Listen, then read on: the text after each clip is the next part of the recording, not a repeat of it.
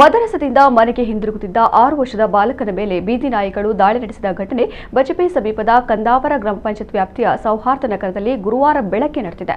ಸೌಹಾರ್ದ ನಗರದ ನಿವಾಸಿ ಮೊಹಮ್ಮದ್ ಅಜರ್ ಅವರ ಪುತ್ರ ಅಹಿಲ್ ಗಾಯಗೊಂಡ ಬಾಲಕ ಎಂದಿನಂತೆ ಬೆಳಗ್ಗೆ ಮನೆಯ ಸಮೀಪದ ಮದರಸಕ್ಕೆ ತೆರಳಿ ವಾಪಸ್ ಮನೆಗೆ ಮರಳುವ ವೇಳೆ ಏಕಾಏಕಿ ಸುತ್ತುವರೆದ ಬೀದಿ ನಾಯಿಗಳು ಮಗುವಿನ ಮೇಲೆ ದಾಳಿ ಮಾಡಿ ಕೆನ್ನೆ ಮತ್ತು ಕೈಗೆ ಕಚ್ಚಿ ಗಂಭೀರ ಗಾಯಗೊಳಿಸಿವೆ.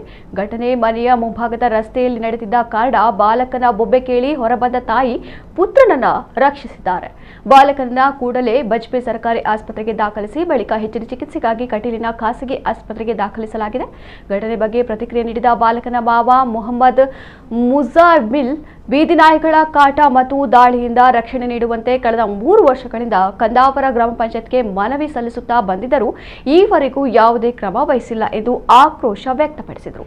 ಈ ಬಗ್ಗೆ ವಿಚಾರಿಸಿದರೆ ಬೀದಿ ನಾಯಿಗಳನ್ನು ಕೊಲ್ಲದಂತೆ ನ್ಯಾಯಾಲಯದ ಆದೇಶ ಇದೆ ಎಂದು ಹೇಳುತ್ತಾರೆ ಎಂದು ಅಸಮಾಧಾನ ವ್ಯಕ್ತಪಡಿಸಿದ್ದಾರೆ. ಇವತ್ತು ಬೆಳಗ್ಗೆ ನನ್ನ ಮಗ ಸರಿಸುಮಾರು 7:30 ಗಂಟೆಗೆ ಮದ್ರಾಸಿನಿಂದ ಹಿಂದಿರುಗುವಾಗ ಬೀದಿ ನಾಯಿ ತೀವ್ರವಾಗಿ ಗಾಯಗೊಳಿಸಿದೆ. ಪ್ರಥಮ ಚಿಕಿತ್ಸೆಗಾಗಿ ಸರ್ಕಾರಿ ಹಾಸ್ಪಿಟಲ್ ಬಜಪೆ ಕರ್ಕೊಂಡು ಹೋಗಿದ್ದೇನೆ. ಹೆಚ್ಚಿನ ಚಿಕಿತ್ಸೆಗಾಗಿ ದುರ್ಗಾ ಸಂಜೀವಿನಿ ಕಟೀಲು ಹಾಸ್ಪಿಟಲ್ಗೆ ಚಿಕಿತ್ಸೆ ಮಾಡಿ ಬಂದಿರುತ್ತೇನೆ.